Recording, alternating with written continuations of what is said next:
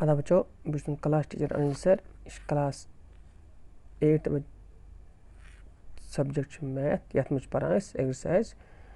2.4 chapters नाव linear equation one variable गोबर कर so page number 33 पे क्वेश्चन नंबर 8 क्या one half a herd of a deer are grazing in the field दपान deer group झुंड herd गो group झुंड तम नेसफ जन तम खेवान घास अति फील्डस यानी कि अति अत घास मैदानस मज and 3/4 of the remaining are playing near by तो 3/4 हिच मज गिंदा अथि ग्राउंड्स अथि अंद पक the rest 9 are drinking water from the pond तो 9 अत तालाब या लकुट झील वो तम त्रेश चवान 9 अस वन कि find the number of deer in the herd यानी कि झुंडस मज कत हियर हिरन ये डियर कत हिरन कत टोटल अत झुंडस मज कड़न सारे ब्रो क्या करो कम वो कि लिखो नंबर हसा एक्स ठीक question number 8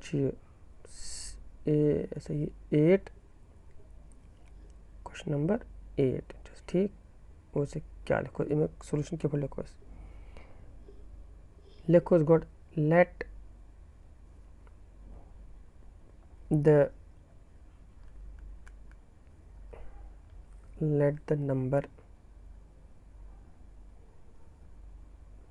the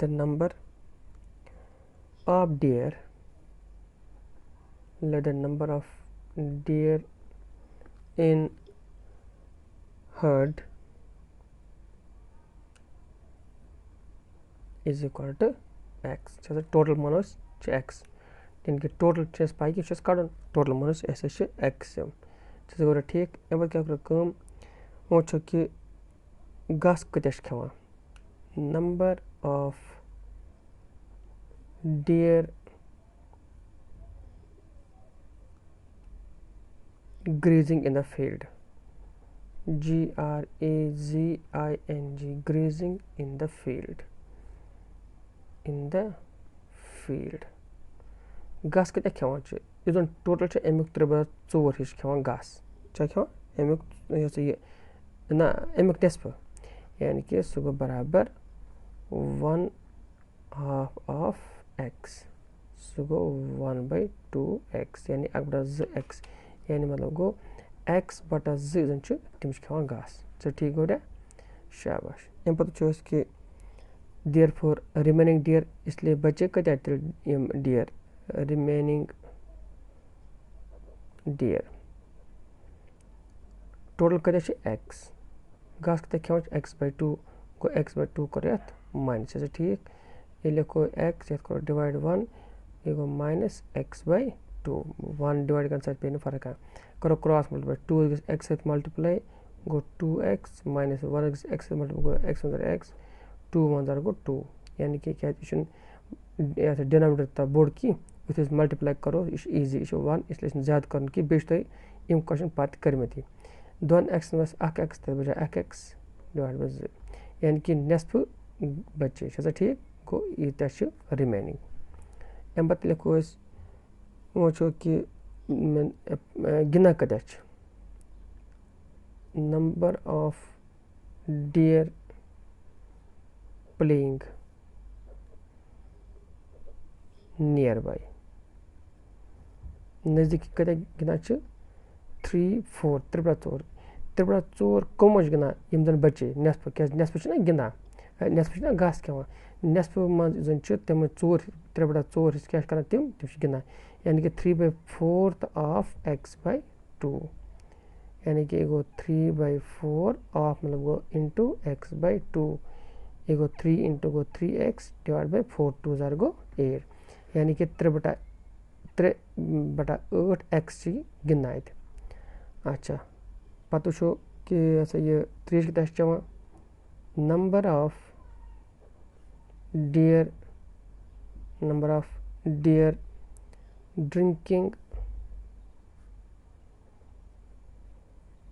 drinking water from the pond from the pond pond यानी झील में तालाब में कत चवान त्रेश 9 सो ठीक यम चवान त्रेश शाबाश वह क्या वन अच्छे one according to the given condition according to the question सब क्या तेल यम जन गिना यम जन ऐसे गोड घास खेवान यानी कि x/2 यम जन गिना यानी कि 3x/8 यम जन त्रेश चवान तम 9 यम सारी कत बराबर यम गई सारी ये x बराबर ठीक क्या घास खेवान गिना या त्रेश चवान इन टोटल यह सही बराबर x बराबर तमिल गो अकॉर्डिंग टू कंडीशन क्या कि जन यह x/2 यानी गिना प्लस इन जन घास खेवान x/2 इन जन गिना 3x/2 प्लस इन जन त्रेश चवान 9 यह कत बराबर x ठीक गोड करो अगर यह करो गोड सॉल्व यह रोज ज़्यादा ईजी ठीक यह करो इन दोन डेट एलसीएम 2 into 8 गस x मल्टीप्लाई गो 8 into x प्लस यह गो 3x गस into 2 प्लस 9 थो अति इज इक्वल टू x थो पनी जाए अत छोड़ने फिलहाल की सो गो इट इम्प्लाइज यह गो 8x प्लस 3 टू ज़र गो 6x डिवाइड बाई 8 टू ज़र गो 16 plus 9 is equal to x क्या गो तेल बचे एस टोटल ये गए 8x तो 6x कत x गए 14x गए 14x divide by 16 plus 9 is equal to x वह करो ट्रांसपोज x करो योर 9 करो योर शिफ्ट दक्षिण साइड x करो खोरी साइड शिफ्ट उससे क्या गो कैसे बन 14x divide by 16 minus x is equal to minus 9 because x is plus your तर but minus and 9 is plus इधर योर तर बन minus वो it implies यह को लिखते हैं 14x divided by 16 minus x square divided by 1 is equal to now is equal to minus 9 x पे फर्क कहाँ है शाबाश एम पर गो एक कैसे गैस 14x गैस मल्टीप्लाई 1 गो 14x into 1 पचे minus x गैस into 16 ये पर गैस 1 कर gas 16 into 1 is equal to minus 9 जैसे गो ठीक इट इम्प्लाइज इक गो 14 1 दर गो 14x minus 16 1 दर गो 16x गो 16x divide by 16 is equal to minus 9 in case को गो बरे ये शुरा x 14x शुरा च बोर्ड शुरा न वसन 14 के z x डिवाइड बाय शुरा मगर शुरा च माइनस इसलिए रोज -2x is equal to minus 9 ये कैसे गो करें कम या कोस लिखित पठन ये किस कटिंग ये गो 2 1s are 2 2 8s are 16 गो आज बचा -x divide by 8 is equal to minus 9 तो ठीक या को लिखित पठन ये लिखो इस -x divide by 8 is equal to -9 divide by 1 चूँकि यह -9 by 1 निर्देशन की निश खोर की -x/8 निर्देशन नंबर का न खोर वह गस इलेवन क्रॉस मल्टीप्लाई 1 गस x मल्टीप्लाई 8 गस 9 मल्टीप्लाई ये कैसे गो गबरे गो -x into 1 is equal to -9 into 8 it implies you go -x is equal to 9 8 go 70 तो माइनस चूँकि ये माइनस ये माइनस पानी cut cancel go it implies x को बराबर 72 द्राव अस वैल्यू x वह को सारी नंबर ऑफ डियर कड़ित मगर अस कर सिर्फ total number go therefore total number of deer therefore number of deer in the herd number of deer in the herd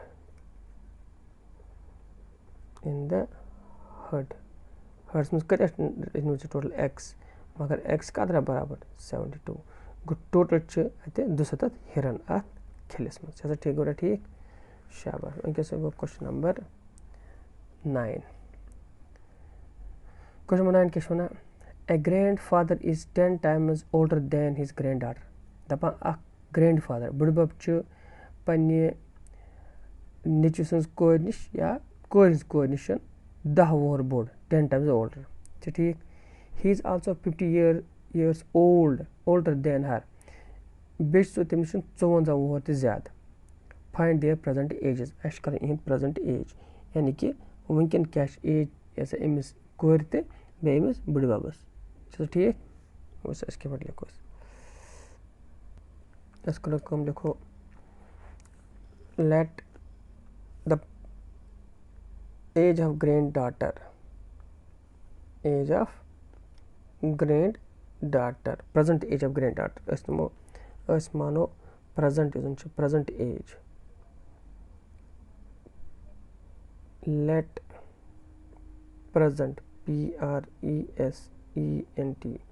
Let present age of granddaughter granddaughter.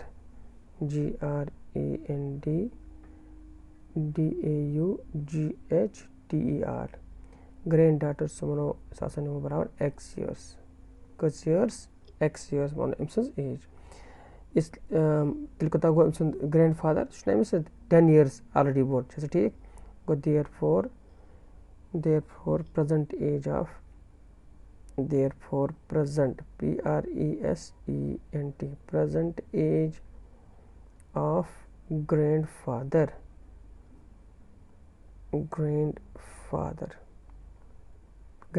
क्या है 10 times 10 times already बोचा is already question होना. A grandfather is 10 times older than his granddaughter. यानी कि इसको बराबर 10 into x go 10x years. तो ठीक. गो present age मुई एस इम्स कोर हंस x years तो बुढ़ो हंस 10x. तो ठीक. और ताम गो ये ठीक. Also एम बात क्या होना पच होना according to the question क्या होना according to the question क्या होना question जो होना grandfather's age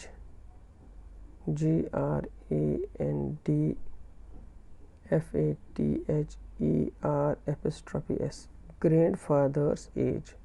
स्केच बराबर सच बराबर grand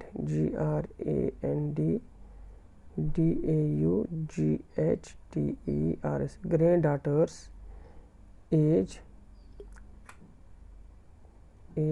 plus 54 years. चलो ठीक. शाबाश. गो present age जन च वंकन grand ऐसा ये father सुकत अश 10x. शाबाश. granddaughter क्या present age सो x plus 54. चलो ठीक. शाबाश. गो अस द्राय इहज दोनों एक करस वही इमोस यत इक्वेशन मंजन उछो कि x क्या नेर पता को तेज एक्चुअल present age कड़त. It implies isn't 10x थो अति ये x तरन योर का शिफ्ट को minus x is equal to 54. जैसे करा ठीक. It implies दा x समझो अक x तद किस x बचे now x is equal to 54. It implies x गो करे बराबर 54 divided by 9. अगर तो 9 टेबल पर आराम सान तथा असल पर से याद तो क्या बुझे कि 54 जो 9 के टेल्स में का चोंच 9 6 are 54 9 6 are 54. गो ऐसे को तेल आराम सान याद कटिंग कर दो 9 1 are 9 9 6 are 54 go 6 go x द्रावस 6 तेल क्या वाला is x therefore present age of granddaughter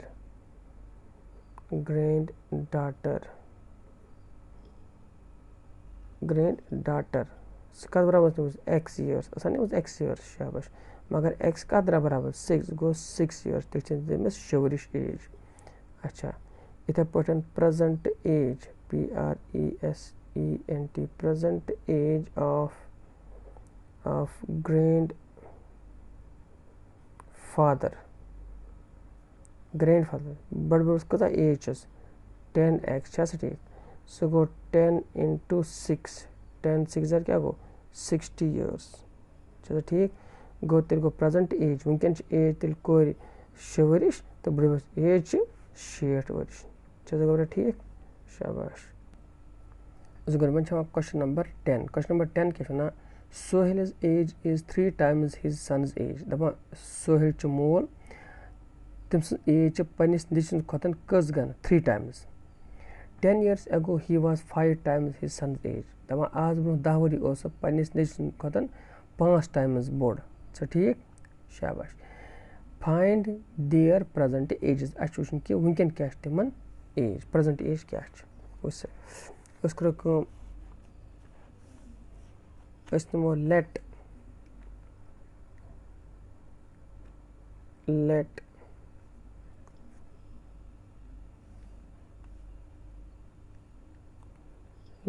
age of let present age PRES into let present age of Sohail's son HAILS Sohail's let present age of Sohail's son इसमें कस age x years cos x years therefore present age of Sohail's present age of Sohail क्या निचन खोतन 3 gun बोड़ ठीक गो 3x years ठीक वो कि 10 years bro क्या लिखो 10 years ago आज bro 10 worry age of Sohail's son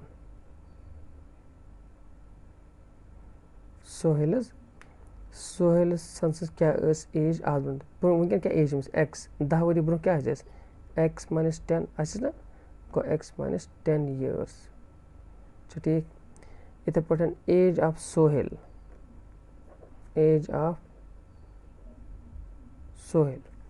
Sohail's क्या एज आस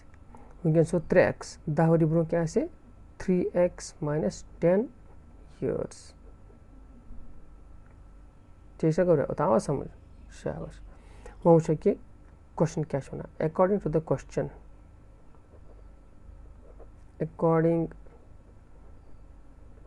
क्वेश्चन क्वेश्चन वना क्या वना कि is on 10 years ago Sohail's age 10 years ago Sohail's age बराबर 5 times Sohail's age Sohail's son's age 10 years ago 10 years ago क्या मतलब को 10 वरी ब्रो क्या Sohail's एज 10 वरी ब्रो एज 3x minus 10 ठीक 3x minus 10 is equal to 5 और दिथी Sohail's एज क्या 10 years ब्रो x minus 10 यानी कि 5 into x minus 10 को 3x minus 10 बराबर 5 times x minus 10 अत कड़ो x वैल्यू तो तम सत प्रेजेंट एज क्या दोनों मिल पत्र लिखो 3x minus 10 is equal to गो 5 करो गो x मल्टीप्लाई गो 5x पत करो 10 सत प्लस प्लस माइनस गो माइनस 5 10 गो 50 ठीक करो कम चूँकि 50 माइनस तारन योर बन प्लस 3x लकुट तारन योर लिखो माइनस 10 थो अति हो तारन 50 योर बन प्लस 50 ये 5x थवन अति 3x प्लस तर योर बन माइनस 3x ठीक इट इम्प्लाइज 5 वसन 10 तह बचे 40 5 वसन 3 तह बचे 2x और ऐसे को लिखित और 2x इज इक्वल टू 40 अगर 40 गो 2x बराबर तो तेल गो 2x 40 बराबर तम लोग x कत गो बराबर it implies x is equal to x गो बराबर इज 40 अत गो 2 डिवाइड ठीक शाबाश तेल क्या गो x बराबर यह गो 2 1 जार 2 2 2 जार 4 2 0 जार 0 तम लोग x कत बराबर x बराबर 20 गो x वैल्यू द्राव मगर x क्या पे अगर वो तुम यह present age of Sohail's son वो present age of Sohail's son therefore